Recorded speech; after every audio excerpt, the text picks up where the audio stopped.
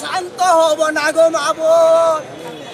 আমরা কষ্টে কষ্টে বুক বেসে কান্দা ছাড়ার আর কিছু থাকবে না গো আল্লাহ। তোমার যদি আমাদের মায়া যদি লাগে আল্লাহ, তাহলে আমাদের মারে আমাদের কাছে ফিরিয়ে দাও আল্লাহ। তুমি তো মেহেরবান, তুমি তো দয়ার সাগর, তুমি তো ইচ্ছা করলে পারো, এটা আমরা জানি। সেই কোন উসিলা আমাদের মারে আমাদের মাঝে ফিরিয়ে দাও।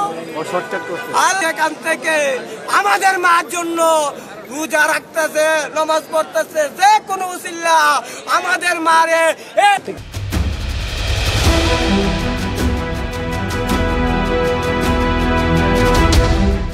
আমরা আসছি সকালবেলা দেশভক্তিকে দেখার জন্য। আসলে আমার ছেলে প্রায় এক সপ্তাহ ধরে খুব কান্নাকাটি করতেছে যে সে একটু যাবে।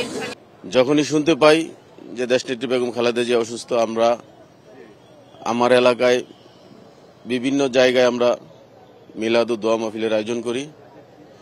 আসলে উনি অসুস্থ মানে সারা বাংলাদেশ অসুস্থ।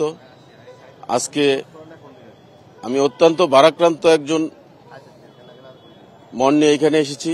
জানি দেখতে পারবো না, তারপরও মনের একটু সান্ত্বনা যে উনি হসপিটালে মৃত্যুসজ্জায় পাঞ্জা লড়ছেন, আমি ওনার একজন আদর্শের সৈনিক হয়ে আমি ওনার অত্যন্ত কাছাকাছি আসতে পেরেছি। এটা আমার মনকে সান্ত্বনা দেওয়ার জন্য, আর কিছুই না।